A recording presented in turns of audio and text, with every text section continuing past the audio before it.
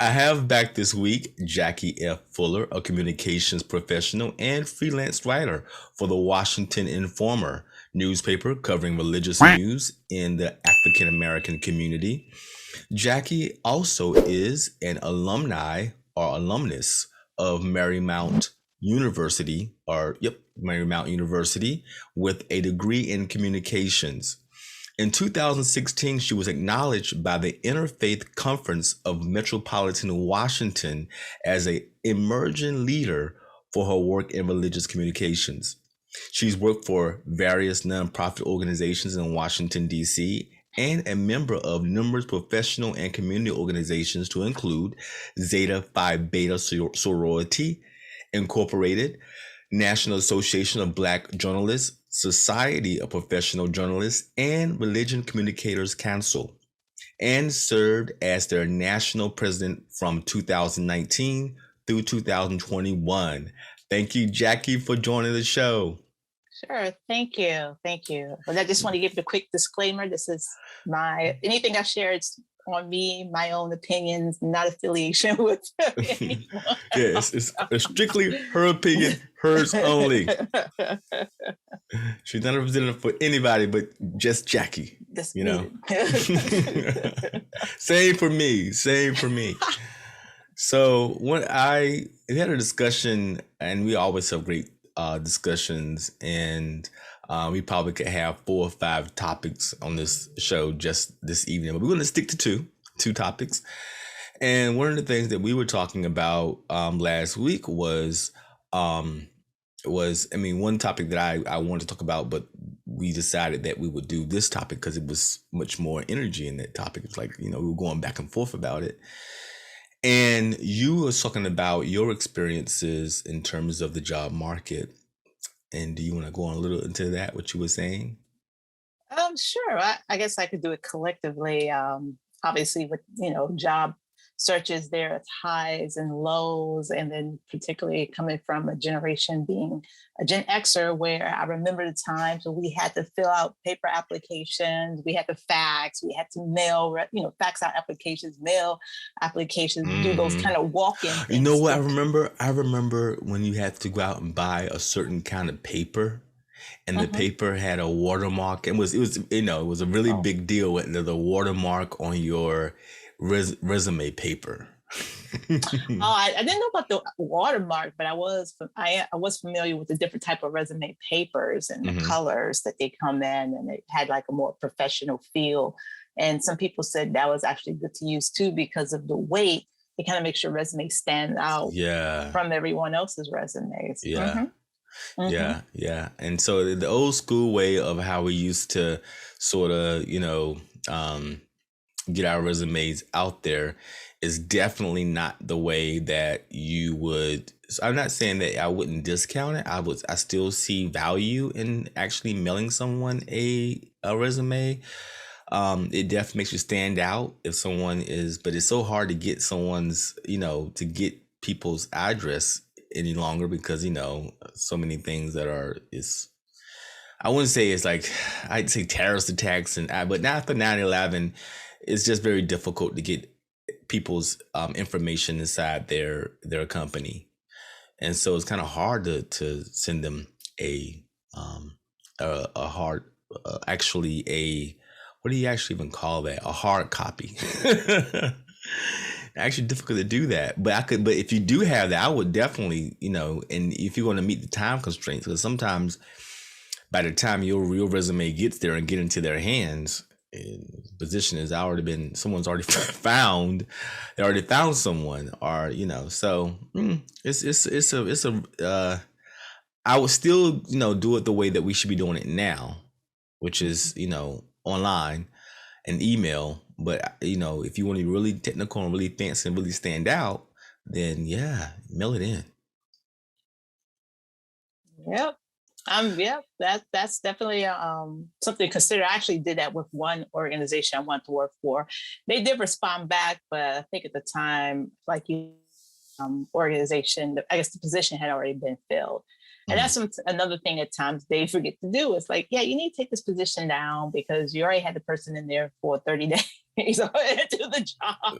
So you Right. got to keep those like kind of those things up to date as well. I Mhm. think one of the things that we're talking about was just, when you are applying for jobs and they are reaching out to you, say, you apply to a job, they are reaching out to you, and through the conversation, you really realize that they really haven't read your resume. And you also realize that, um, one of the things that you was talking about was, well, how dare you? It was sort of the kind of attitude that you had, and the reason why you I don't. felt, It wasn't like how dare you. maybe I'm exaggerating, but it was sort of kind of Yeah. like, you have my resume. You know that I know my qualifications. You see my education level. You see how many years I have, Oh, I got and you. Where you coming from with that? That was dealing with recruiters online. So what will happen sometimes is that, like, my background is pretty much like director and up, right? And hmm if you're sitting in me a position where it's like administrative assistant or like a coordinator, and I'm just like, and then particularly because those type of positions have, you know, like a lesser amount of years of experience versus someone who's been working for what, over 20 years. hmm So I was like, did you really read my resume when you reached out to me about an admin assistant position, or you're just right. blasting resumes because you got to meet a certain quota of how many hmm resumes are coming in for these positions? Or there's a So key word there on your resume that it's that sort of, that's I guess, came. Go ahead. Yeah, I would just thought about that. Yeah, it could also have been the keyword thing. But that was saying you have to still kind of scan it to some degree and realize this individual has been working for a while, and that person hmm beyond the administrative assistant stage. And usually I just send those, like I just forward those jobs to other people that in my hmm networks who are in that, in that who are either looking for that type of work or have the years of experience that they're Right. seeking. Yeah, I'm the same Mhm. way. If being a career coach, if someone sends me jobs that have like nothing to do with what I'm interested in or doesn't sort of fit, of course I keep the job announcement, and if I know anybody that is interested in or would fit sort of their wheelhouse, I forward it Mhm. to them. And also, it's good to have that recruiter's name just sort of in my saved emails, so I can just ask them, hey, do you have any open positions that are sort of, within this wheelhouse for this particular person who's looking for a job? So Mhm. I Mhm. never, delete it, or I rarely delete it unless it's like totally like, and I do sometimes get emails from car dealerships, auto dealerships, That's asking, yeah, I'm like, and so those I do delete, but hey, we all need to know there are some good job at the dealership, but Mhm. I don't really think that's where I want to send people. Right. But yeah, you get those emails from recruiters, and you feel that you can definitely sense that they have not read your resume or have not read it thoroughly. Totally. Yeah. Yeah. I used to get those car dealership gigs years ago. And I think that's when they said um my resume on some of the kind of major job search board websites like a hmm monster.com. Yeah, I don't get those anymore because I think now with my search being very tailored, hmm I've been getting other types of positions. So, but yeah, So even how? with when that happens, I'll write them back and say, "Hey, thank you for reaching out. At this time, I am seeking mm, for a senior level position making Oh, good, XYZ salary range. So good. if you have those positions in mind, please feel free to contact me." So it's not even though I'm saying I'm based on that position, which is like I'm totally overqualified for. I at least let them know if you have positions like that that do come in to hmm to contact me hmm and see if Well, possibly a job is something I can do. you said that you've now tailored your job search so that you're getting um, more specific jobs that are in alignment with what you're looking for. How did you Right. do that? It just pretty much read. A lot of it was particularly in the summary that I have at the top and the skills. So as far as my work history, most of those positions either show that I've done stuff in digital communications, I've done stuff in journalism, or I've done things in television or video production. So I have it like more crafted to that, where you can get to feel that this person pretty much spent her majority of her career in communications. So what you've done is you have now what I call a targeted resume. Right. So pretty much what I just do at the top, I may just switch some of the messaging or the words. Like if I'm looking for a communications director position, I'll mention like I have this, experience as a communications director or a digital director. If it's something related to journalism, I emphasize and change the wording around to tailor my journalism skills. So you actually have maybe 2 or 3 separate resumes that are tailored to the specific job that you're looking for. Correct. Yeah, that's what I tell clients all the time. It may be tedious, but you do need to tailor your resume down to the job, the specific job that you're looking for. And it may be other things that you're looking for to do as well. And you need to tailor it to those as well. So you may have 2, 3, 4, 5 different resumes that you are sending to different jobs. And job boards are, they allow you to upload different resumes so that you can apply to different kinds of jobs that may pertain to your wheelhouse, but you're sort of being very specific to the kind of position that you're interested in or positions that you're interested in. Yeah, exactly. And it just makes it easier that way too. So then I can just say, hey, this is for a digital director position. So I'll send my resume up to that, to those types of positions. So I said, hey, they're looking for a multimedia journalist. So I'll just send multimedia journalist. That's what you're, we're going to advertise from here a little bit.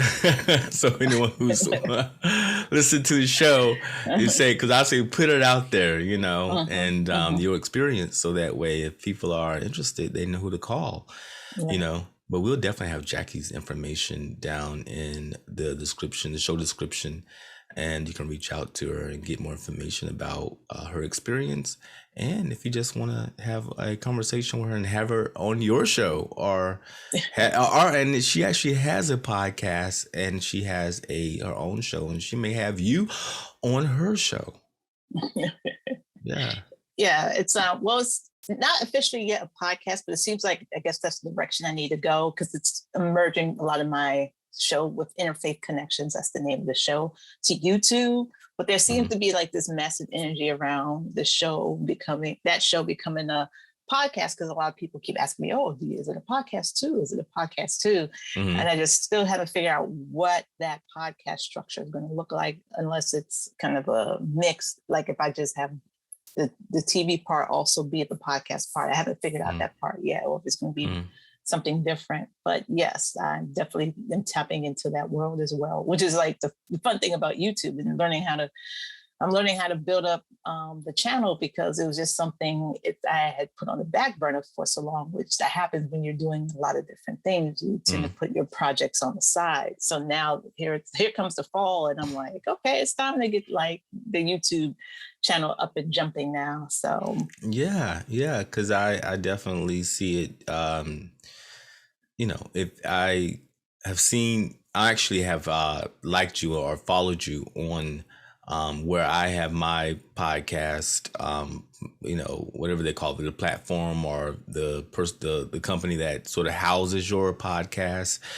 And we're both up there, and like, let me like Jackie, let me like her podcast. And I wanted to pay like, nothing's up here. What are the episodes at, Jackie?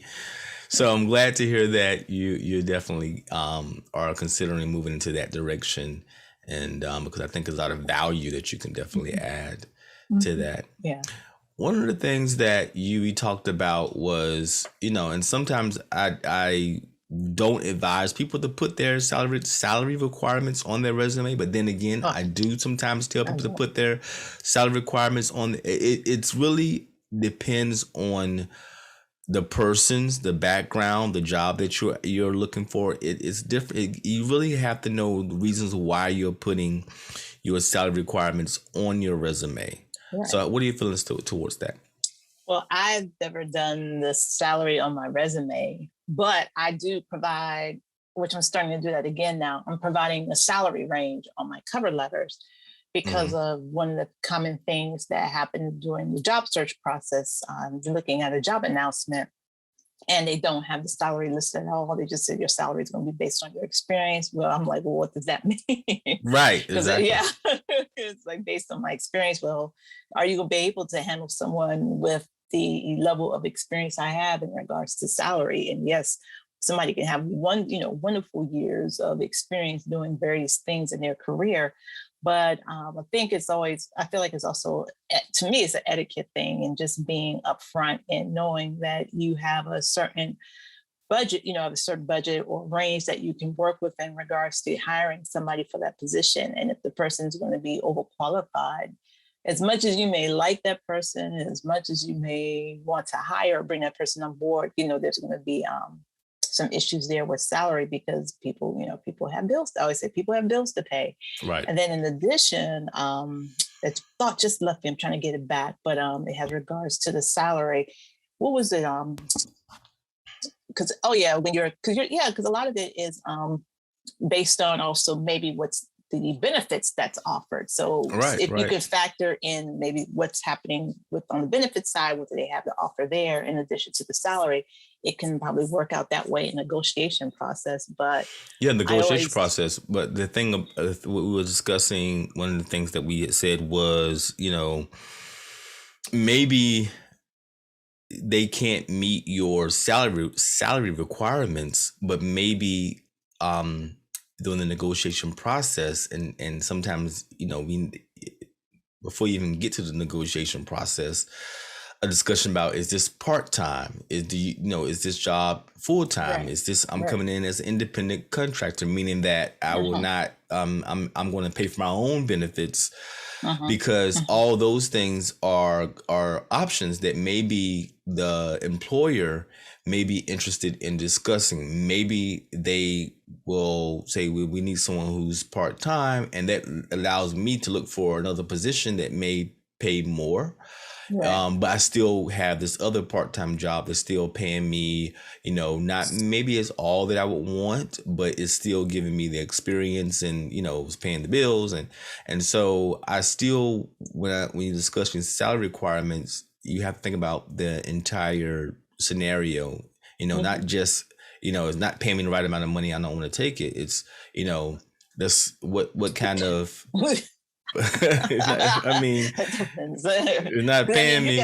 You gotta have some really good benefits to kind of balance that, and that also is going to depend on the industry that you're in.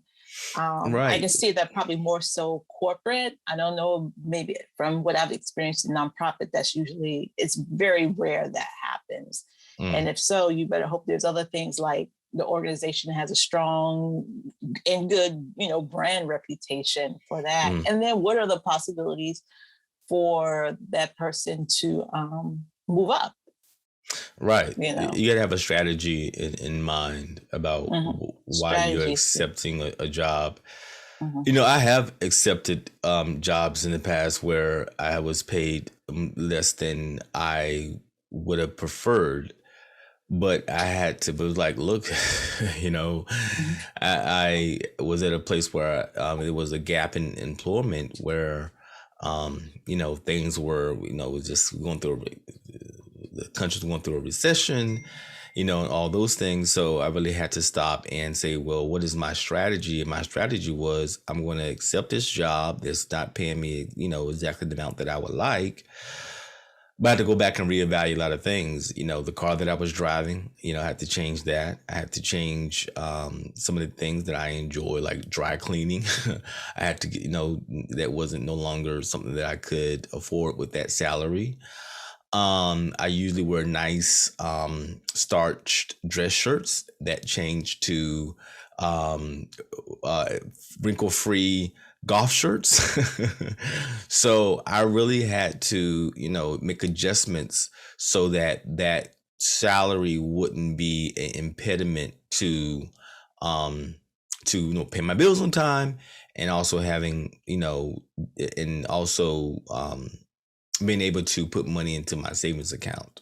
Right, right. Yeah, I've lived that life. I've done I think a good chunk of my career in the nonprofit sector was a whole bunch of pay cuts from what I usually or could have been making, particularly with someone with my digital background. And then, like it said, probably as of 2019, 2020, I was like, yeah, I can't do pay cuts anymore because I wasn't able to meet my financial goals. And then sometimes if you're in work environments that tend to be toxic, it's like, yeah, this is Oh no, not I will never accept the pay cut for a good. toxic environment. I mean, you can Well, even you won't find out till you get in. You don't find those you, things out till you get in there. till So you it's get kind in of, there, but when right? you do those reflection moments or you're thinking about changing careers, which that's really happening right now due to the pandemic or the COVID situation, it's allowing people to, I believe, rethink their careers. I'll give you an example. I have a friend of mine, former colleague at a former employer.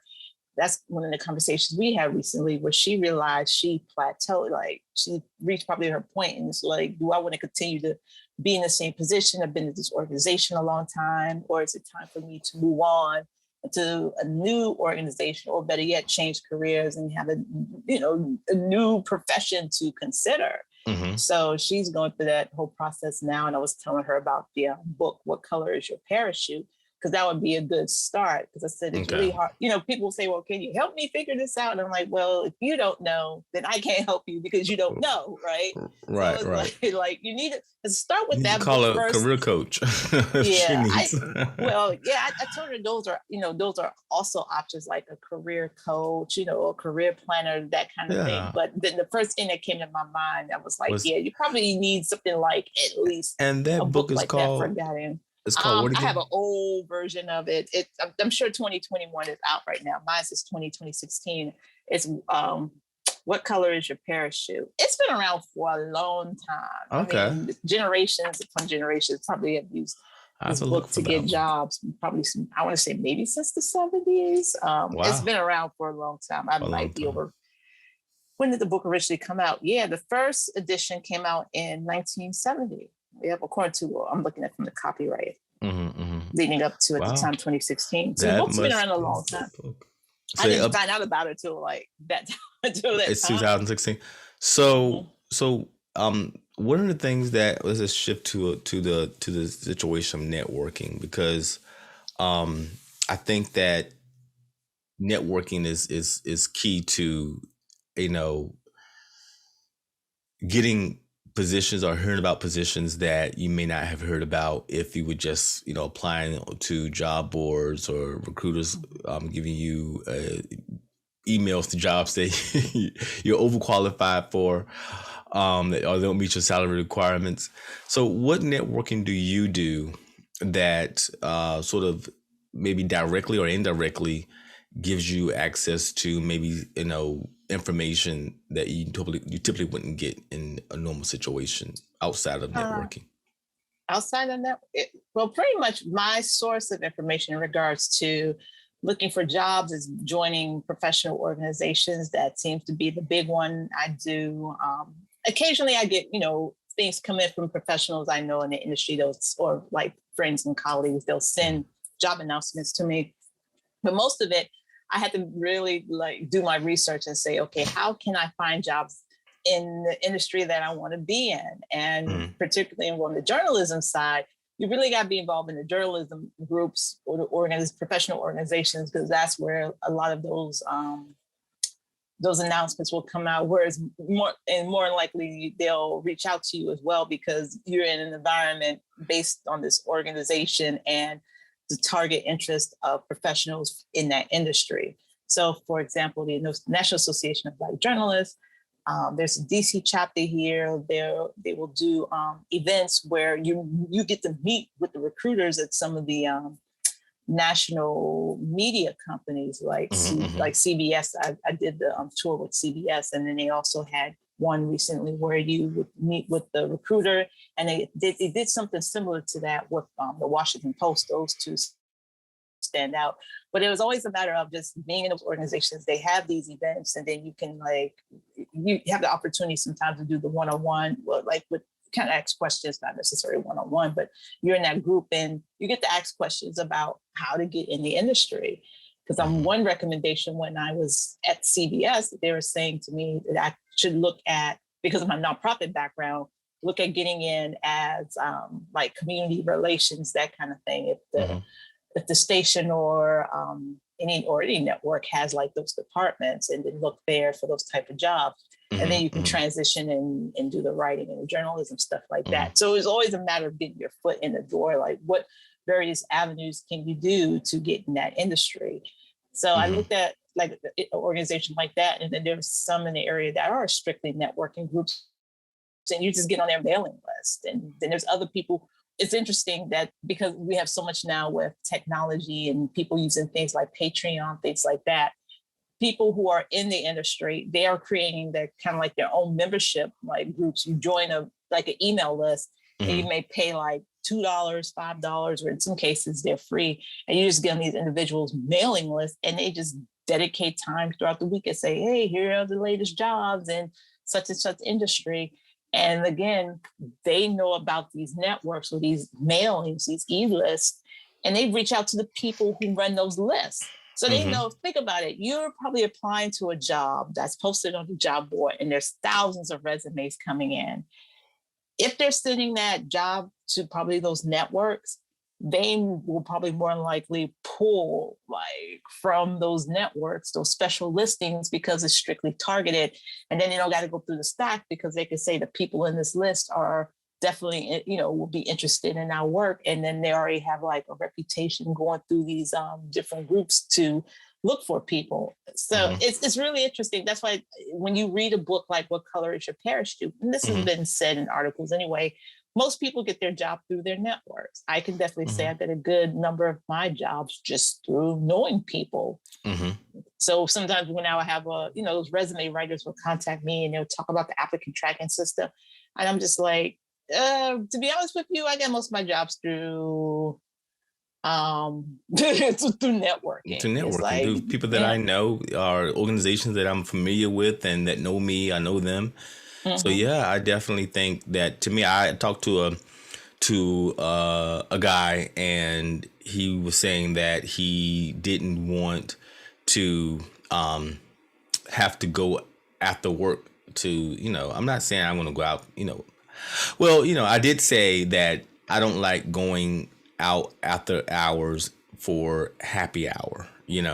I keep that to a limit. Not say I might have a one drink, whatever, that has alcohol in it, but I limit that to a certain degree with coworkers. I just, to me, I want to keep it very professional. But so I'm willing to, to go to happy hour or some event after hours, after work hours, to socialize, to, camaraderie, all those things. But there are people that I listen to who say, I don't want to do any of that. After I clock out, I'm done. I'm going home. And I'm like, that's not really, you do have to network even within the job that you have. It's not just like I network to get a job. You have to also network to keep a job, and also to get ahead, to be promoted. So those are sort of things that you have to keep in mind as well. How do you feel about that? Well, all those things. Yeah. Are you the kind of person who decides that after I clock out, after my work day is over, I'm going home, forget sitting down with Sally and Johnny and discussing, work things or non-work things? I'm just going home. Well, for me, I guess it just depends on the day. With my schedule, I have other things going on in the evening, so I have to. And Friday would really be that typical day. I would like hang out or have, that'd be my fun day. But it is an option for you, though. It's something that you are willing to do. Okay, so that's really, if your schedule doesn't record, doesn't sort of jive with that day, then yeah. But But for me, it is an option. It's definitely something that I don't mind definitely doing if it's and I would advise anybody as a career coach, when they have functions that are after hours, go, go Yeah. um and talk and get to know people outside of their work clothes Yeah. or their work environment. And even if you can have a 5 minute conversation with people who you may not get a chance to have a 5 minute conversation with in the hallway at work because they're off to another meeting, or especially as someone who make hiring decisions or make decisions on terms of who gets raises and who gets promoted, you definitely want to be having conversations with those people. I'm not saying that it has to be a 30-minute conversation, but at least a 5-minute conversation to explain who I am and this is what I do at the company that I work at. Yeah, I think that's where those lunch meetings come into, because I would think if you're, particularly if you have a family, you probably won't be able to do those evening things. But if you could do something during your lunch break, that probably will come into play. Because I see a lot of that is just going to be based on one's schedule and their priorities. So yeah, I thought about it just so for people, because that was the thing with my friend. It's like she's trying to figure all that out, and she has 2 kids at home, and trying to get all that stuff situated. So it gets a little it's a little different from how she may be able to maneuver some things. So, but yeah, if you can't do it during the lunch breaks, or I say, or do it online, that's probably your other best bet. But that's the advantage of like the things happening right now. You can do those kind of things online. So, yeah. Well, one of the things that I think sometimes people love interviewing, like this is sort of kind of an interview here in a way, but they are good talkers and they do very well in interviews and in job interviews. And then there are other people who feel as though they do horrible in job interviews and hate them. And so, what is how do you feel about job interviews? Do you like them? Do you hate them? Well, it wasn't. I mean, in the beginning of my career, I wasn't a big fan of them and I think one of the reasons is just like, because you're trying to figure out what you're going to say, how you're going to say, what you're going to ask. And I think over time, when I started to get information from my colleagues and the type of questions to ask, it kind of helped me a lot because you feel like once upon a time you used to just feel like, they're going to ask you a whole bunch of questions. You may get in the couple and that's it. But as I've grown in my career and grown in the art of interviewing, particularly because I'm a journalist, it gives me, I feel like sometimes now I have an upper hand because as a journalist, I know how to ask maybe certain questions. And then I'm also looking at body language and how the answers are given to me, the responses. So I have all these different cues.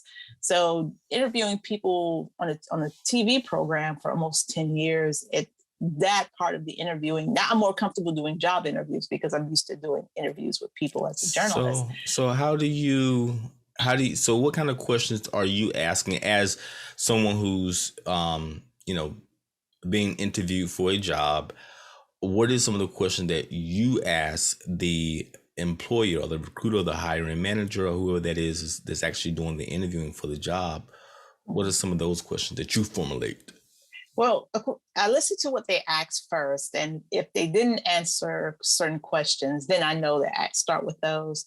So if the interviewer didn't explain why that position, if the person didn't explain that interview, why that person left the company or why they're seeking that position, why are you seeking new people for that position? That's a question you really should be asking. Why the last person leave this job? Yeah. Are you trying to sit in a more... Not necessarily the first question. No, yeah. But it should be definitely in the top 3 because that's going to give you some insight. And then the flip to that is if you're entering a position and it's a newly created position, you need to ask like what type, based on the craft of that job description, what really determined like the factors for that role in that position. If you've been in the field a long time, you really need to listen to that answer because you can find out whether or not they have some understanding of the work that it entails to be, to get done. If they don't have a clear understanding of it, that could be possibly a flag. So Mm-hmm. that's something to keep in mind. Another question I asked them is to explain the typical workday. What is this person doing daily in this role? That's important to know. Like, what is a typical day like for this person in this position? If you're in a position where you may have to manage people, you need to find out that if they didn't tell you that. Will you be managing someone? And I always say, if you're a manager and above that in that title, that's something you need to find out. If you're in an interview session with them and they have all these grand ideas and they want to do all these different things, you need to ask, what is the typical budget of, the department, so some of these goals can be executed? Because if they have a laundry list of goals and they don't have the budget to match those goals, that can be a what factor. organization that I think it always is for. I'm in. I am a financial manager and do budget analysis for companies, organizations, and it's always a laundry list of things that they the wish list. love. I call it a wish list. The wish list. I said, I even used that. I said, do you have like a wish list? Because I need to understand if they're being realistic or idealistic. So the goals that they have, say for that year, or for a 3 or 5 year plan, and right, exactly. What's the vision? What what's do you the see? vision? Where do you see the organization going in the next 5 years? That's a really important question. That should be in your top. And what are you expecting me to do in this time, in the next year, 2 years, and expectations, and then because if they have all these expectations for the position that you're going to applying for, but they have no budget to do it, then that's a problem. That's going to be a major problem. Yeah. So you're trying to figure that out. So you're trying to figure that out during the interview, that, hey, I want to be sure that you're not setting me up for failure. Right. And in the past, I haven't asked questions like that, and I was set up for failure. So I make sure I ask that, like a question like that. I ask them what their ideal employee is going to look like or be. I do ask things like that. I also try to figure out ways to figure out the morale of the organization or the company. Now, that's one thing that I wanted to talk about was, because no one goes into an interview, even if you want to know this, and say, how high is your retention rate? How fast people? No, you don't. There's other ways you can. Tell me. Do that. Tell me how do you? What questions do you ask in order to? I'll share this secret with your audience, and your audience really can find out. One of the questions you can ask is, what does the organization do to boost? Some people will say like boost morale. I don't like. I don't. That's kind of like, you may not want to use the word morale. You say what do they do? To, because there's a work day. You're spending most of your time around these people that because this is like, you spend more time almost like with the people you work with than your family. So what are you doing outside of a typical like work day where the employees are connecting with each other? Do you do they celebrate birthdays? Do they go to happy hour? Do they celebrate birthdays? Do you do holiday celebrations? Like, most places will have, during the Christmas season, they have these holiday dinners or holiday lunches. Find out if they do that and see how they respond to those things. Because some organizations may not do that at all. And some organizations, they will do things like that. I will say that's one thing I remember during my time at the American Heart Association. They were really good about that, doing those kind of it was frequently, it was something that they did. It was just part of the culture. Because I've seen it that could be a hit or miss. Usually if it's like a hit or miss, like sometimes we do it, sometimes we don't do it. It's kind of, it's kind of hit or miss. Then that's called a telltale. That tells some of the things like, okay, well, are you guys got so many things going on, and your employees are overwhelmed that you didn't even have time and burnt out. Exactly. That's how you find out. Really, that's how you find out. It's like, if you guys are working all the time and there's no like breaks, and people aren't connecting like that, they want to get away from each other at the end of the day. Yeah, those are the ways you can. Those are like questions like that you can find out, and there it's not like you're saying, oh, is the organization and that's bad morale, good morale. You just find out from like the additional activities, what's going, what's happening. So that's a important. That's definitely a question you want to find out in regards to probably the office culture, professional development. Yeah. What is the office culture? I think that's a good one. And in another way you can do that too, if you're someone, it's sometimes some employers will do this, and I usually say if they do this on their own, they're interested in having you there. And just probably just depend, of course, a lot of this is also pre-COVID when I used to do this. I would ask them about like going around the office and looking around. Yeah, one thing that I've been, when I have applied for, went through an interview and they wanted to hire me off this, like, I went into the interview, they wanted to hire me immediately, right? So I was able to walk through the office. And it's always disturbing to me when I walk into an office and I hear nothing. Everybody, I mean, and it's not saying it's empty. I'm just saying there are people there, lots of people, and there's like, you hear a pin drop, and everybody has their head down. Hostile environment. You do like it was.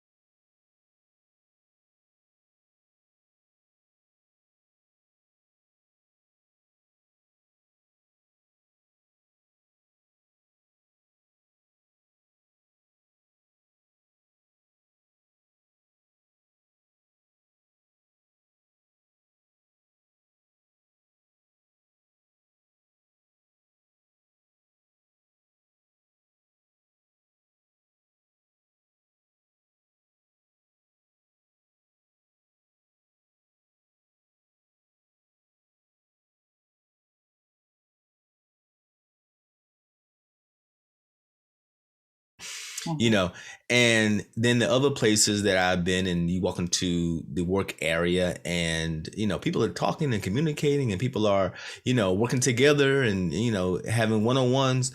And and then it was a good environment to work inside of, because, I mean, and there's no perfect, and from what I've experienced in my 25 years of working, there is no perfect environment. But there are some that are more perfect than others. But so, there are some that's definitely better than others. I can definitely see. Yeah, exactly. You don't want to go into a hostile environment. But one thing that I've noticed as a sort of a line that runs through a hostile environment, if you're able to walk through the, in this day and age, everyone is working from home, so you may not have that advantage. But if you have that advantage to have an opportunity to walk through the office, just keep your ears and eyes open and seeing how people are interacting with each other. And it definitely gives you some insight to the office environment. And then that goes to the next question, which is another good reason to do that. And then you can check websites too. If diversity and inclusion is important to you, that's definitely something you should do. Because you may get in there and it's like, okay, I want to see more people that look like me. And that's kind of the thing we have to always be concerned about too, is like, how does that organization, and then particularly because of things that happened in 2020. Yeah, people of color are, are more conscious of that. Yeah. And the thing about it is that I worked in organizations where African American people at certain levels of the organization just wasn't there. So when I show my African American face, it's not that I felt that people was were anti-black or whatever, I felt like they just hadn't been exposed to working that close with an African American male. So they don't know what to do. And it can't come off as someone who it may be seen to be standoffish or whatever. But it's just they never have. And how do you get through that? How do you handle that? Because everyone is not very comfortable that at all. So that's one of the things that I think is important, walking through the aisles, and I mean through the aisles, but through the halls, and seeing, you know, I like when they have those pictures of sort of like the executives up on the wall and so forth, and you see like no African Americans at all, or you see like one out of so, you know, out of all. So, you know, those are some of the things that, you know, you have to ask yourself, do I want to work in an environment where I may be the first African American that they have worked this closely with, you know? And so go ahead. Yeah, because the other thing you want to look at in things like that too is the hierarchy of the organization. If all the people of all the non-black, the non-white people are towards like in the lower level positions, and there's more of like the dominant society at the top, that's another flag there. I hate this. I mean, some people may take offense to that, but it's a big flag. But the question you have to ask yourself is, do I want to be in that environment? You know, and because it does come with.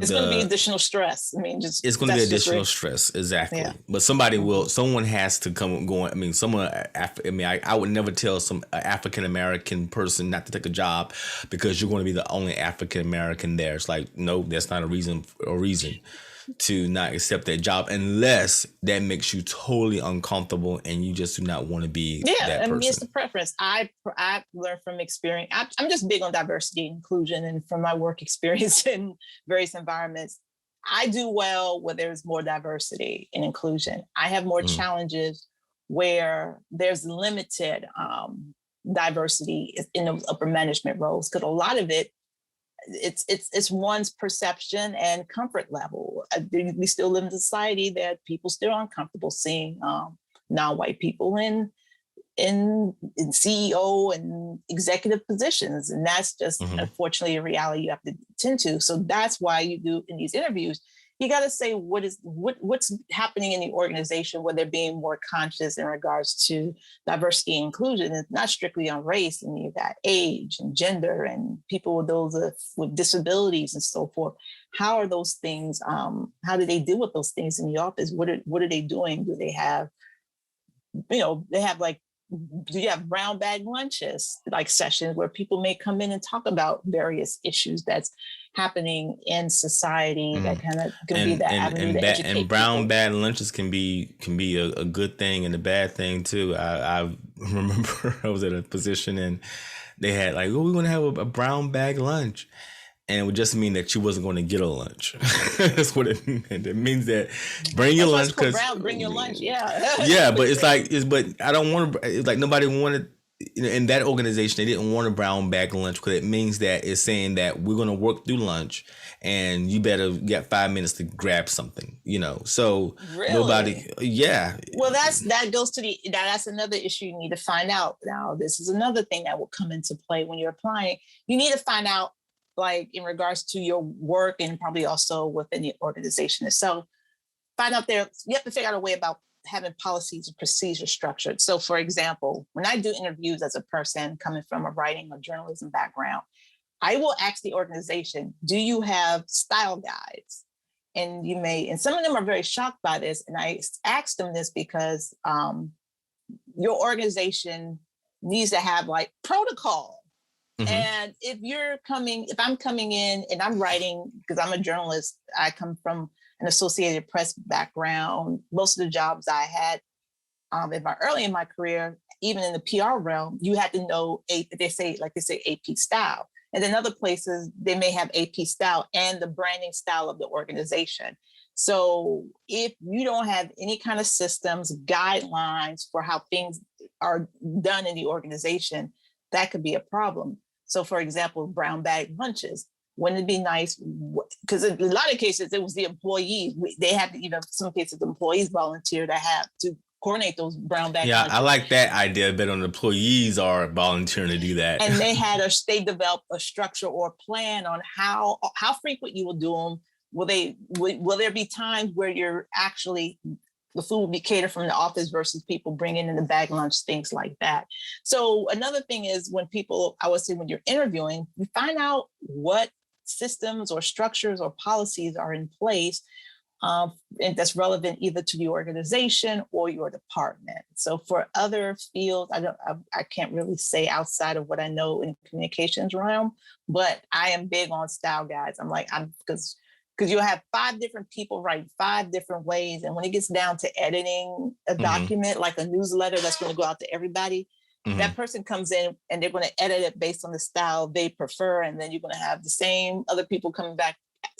Yeah, so basically he's saying you need a template. Change this way. Yeah, because you never got on the same page. That's one thing. That's another thing. I was like, if you're telling me to do a writing sample for a job or something, I will ask them. I was like, okay, what's your style guide? What is the editorial, process, whatever for that? So I know. And if you don't have one, I'm like, yeah, I'm not taking the job unless you expect that person coming in to do that, which kind of could be a challenge in itself, because again, somebody coming in trying to bring guidelines, rules, and structure, some people are not, then that could be conflict in itself. So make sure you find out what the processes are if you can during those interviews. Another thing I do ask, because like you said, people don't like interviews and people feel awkward and nervous.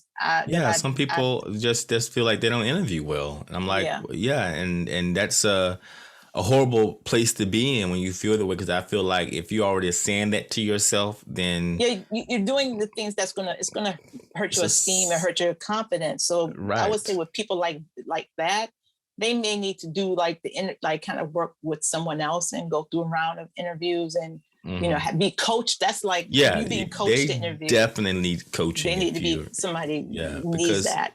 That could definitely be. I think that could definitely, because you're talking about yourself. That's right. it. It's about you. You're selling yourself. Right. You're selling yourself. You have to be confident about selling yourself. Which like I said, when you go on these like when I go on interviews now, I ask the people who are interviewing me, what made you decide to choose this job? I really want to know. I'm like, what made you decide to work here? Because people like to talk about themselves. And I think I know I do. So. And I think that helps a lot, because people become, when you're talking about yourself, you become more comfortable. So I think in the beginning, you're supposed to. You're supposed to. Because I feel like when you start interviewing the employer, you go back and asking questions as you are interviewing the employer. You need to know these things too, because it gives you a lot of insight on why people are there. And you can tell by the type of answers. It's like, this person's serious about this, her role in her position, or, okay, this is a person who's this is probably their bridge job. You can find out by the type of questions and, you're asking and the responses. The kind of answers that you're providing. Right. It definitely gives you insight to longevity, like you said, it's just, your job that you're going to take just to get to, some other place, so I definitely understand that. So that's make sure, like, when you look at your resume, and if you like what you see on your resume, you can feel really confident. You go in there, and I always have the mindset now, I'm going to wow these people when I go in there. And I know I'm going to wow them because I've done so many cool things. But practicing is the key. There's books. Now there's the internet. You can go on the internet and find out what type of, just get a relative, somebody that you trust, that's going to just ask you. And it's 10 questions that, in my book, the Job Promotion Manual, shameless plug.